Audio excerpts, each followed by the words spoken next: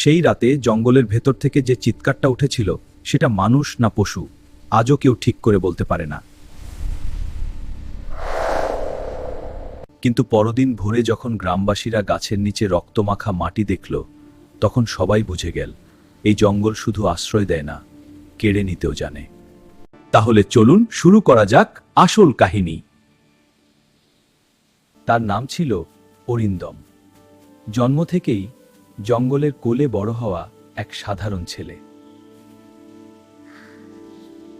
চারদিকে ঘন সবুজ, কুয়াশায় ঢাকা সকাল, আর রাত নামলেই অজানা শব্দের ভয়। এই ছিল তার পৃথিবী। শহরের মানুষ যেখানে সভ্যতার গল্প বলে, সেখানে অরিন্দম শিখেছিল বাঁচতে হলে লড়তে হয়। তার বাবা ছিলেন কাঠুরে। প্রতিদিন ভোরে কুড়াল কাঁধে নিয়ে জঙ্গলে ঢুকতেন, আর মা ছোট্ট কুড়ে ঘরে বসে অপেক্ষা করতেন ফিরে আসার। কিন্তু একদিন সেই অপেক্ষা আর শেষ হয়নি। বাবার শুধু চেরা জামাটা পাওয়া গিয়েছিল জঙ্গলের গভীরে। সেদিন থেকেই অরিন্দম বদলে গেল।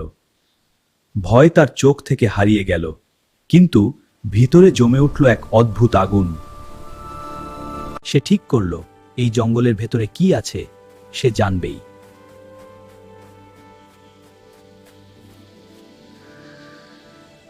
দিন গড়াতে লাগলো। অরিন্দম বড় হতে লাগলো।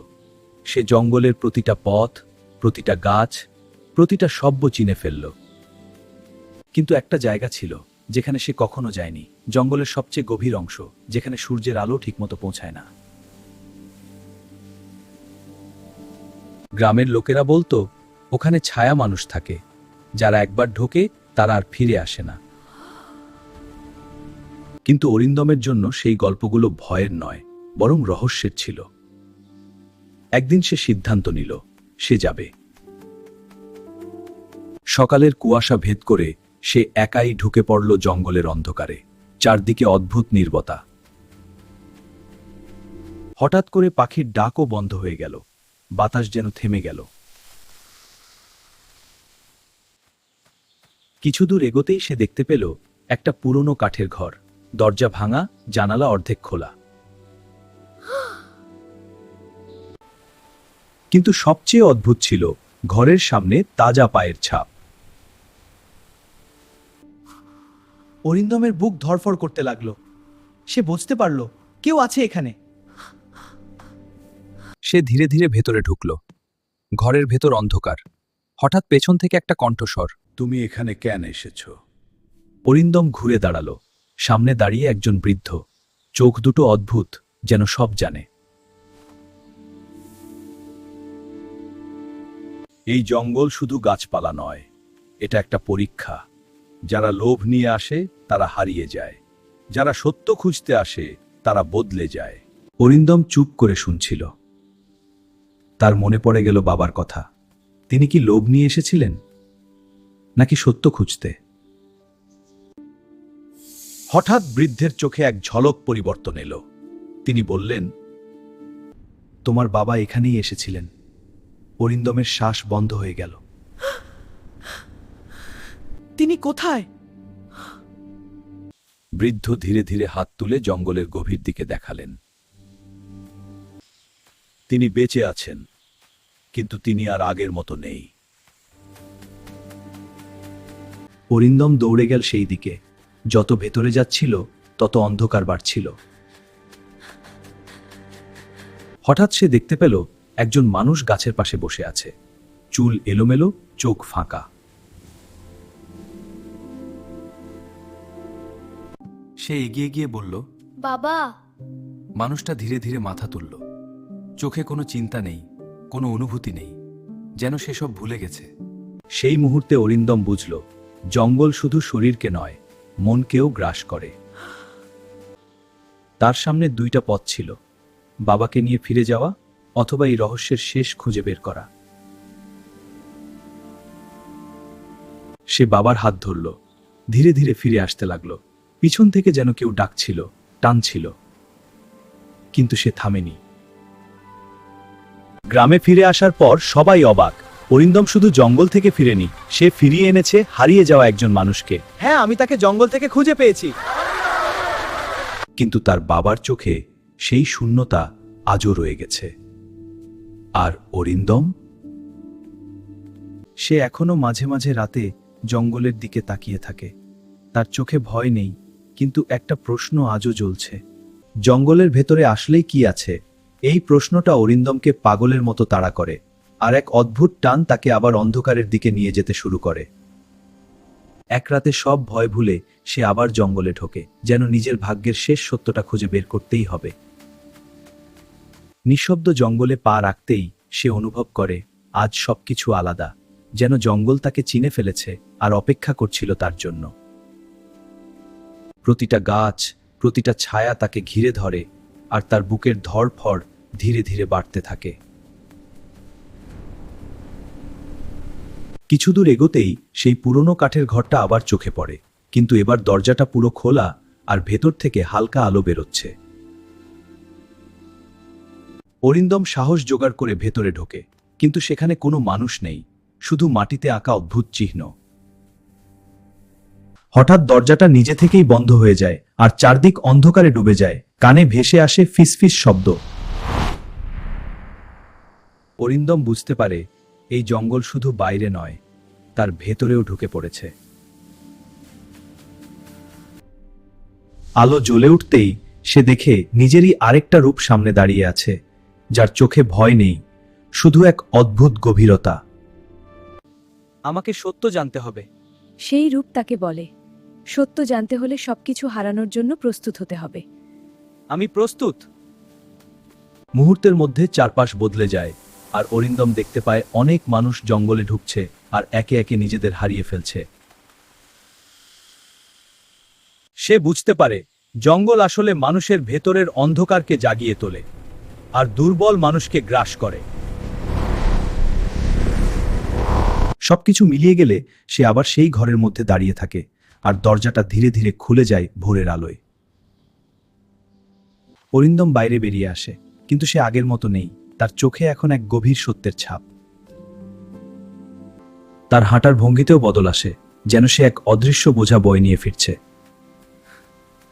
গ্রামের পথ ধরে ফিরতে ফিরতে সে লক্ষ্য করে চারপাশের সবকিছু আগের মতো হলেও তার অনুভূতি বদলে গেছে। মানুষের মুখে হাসি দেখলেও সে যেন তাদের ভেতরের লুকিয়ে থাকা ভয় দেখতে পায়। কুড়ে ঘরের সামনে পৌঁছাতেই মা দৌড়ে এসে তাকে জড়িয়ে ধরে, চোখে জল আর স্বস্তির মিশ্র ছায়া।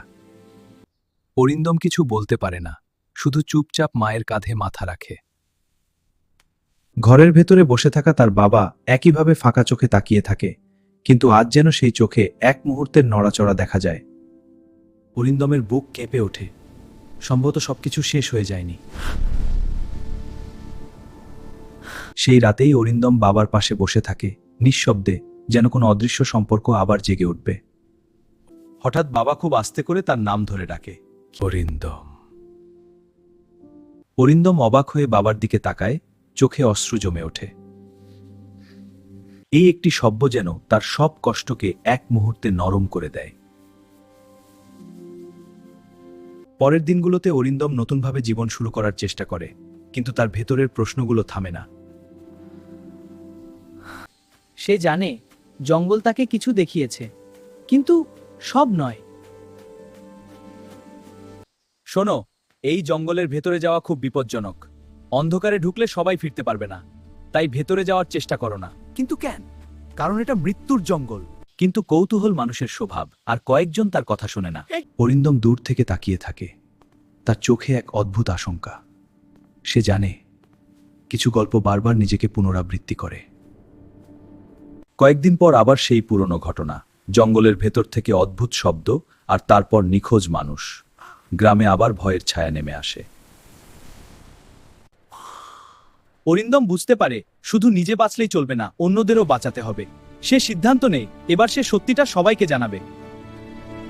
গ্রামের মাঝখানে দাঁড়িয়ে সে নিজের অভিজ্ঞতার কথা বলতে শুরু করে। প্রথমে কেউ বিশ্বাস করে না, কিন্তু তার চোখের গভীরতা সবাইকে চুপ করিয়ে দেয়। ধীরে ধীরে মানুষ বুঝতে শুরু করে জঙ্গল শুধু বাইরের বিপদ নয়, ভেতরেরও পরীক্ষা। তারা সাবধান হতে শেখে, নিজেদের নিয়ন্ত্রণ করতে শিখে। এইভাবে অনেক দিন কেটে যায়। অরিন্দমের বাবা ধীরে ধীরে স্বাভাবিক হতে থাকে, যদিও পুরোপুরি নয়। কিন্তু তার চোখে এখন মাঝে মাঝে সচেতনতার ঝলক দেখা যায়। সময় গড়ায় আর অরিন্দম গ্রামের জন্য এক রক্ষকের মতো হয়ে ওঠে। সে শুধু জঙ্গল থেকে নয়, মানুষের ভেতরের অন্ধকার থেকেও তাদের রক্ষা করার চেষ্টা করে। ফিরে যাও অন্ধকারে। তবুও মাঝে মাঝে রাতে সে একা জঙ্গলের দিকে তাকিয়ে থাকে। তার মনে হয় গল্পটা এখানেই শেষ নয়। একদিন ভোরে সে আবার সেই জায়গায় যায়, কিন্তু এবার ভেতরে ঢোকে না। সে শুধু দাঁড়িয়ে থাকে, যেন জঙ্গলের সঙ্গে এক নীরব চুক্তি করছে। রাতের অন্ধকারে হাওয়া ধীরে ধীরে বয়ে যায়, গাছের পাতা কাঁপে। অরিন্দম চোখ বন্ধ করে গভীর শ্বাস নেয়। সে জানে কিছু রহস্য অজানাই থাকুক, সেটাই ভালো। সব সত্য জানা মানেই মুক্তি নয়। অবশেষে সে ফিরে আসে এক শান্ত মুখ নিয়ে। তার ভেতরের অস্থিরতা অনেকটাই থেমে গেছে।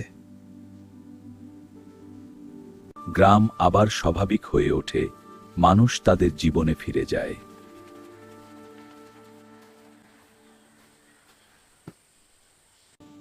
কিন্তু জঙ্গল এখনো দাঁড়িয়ে থাকে, একইভাবে নীরব আর গভীর।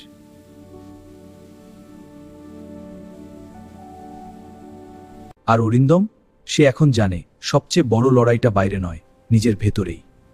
হ্যাঁ, এখন আমি বুঝতে পারছি।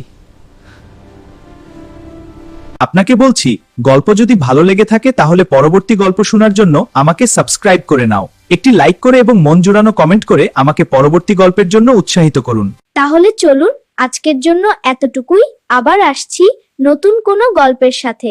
ধন্যবাদ।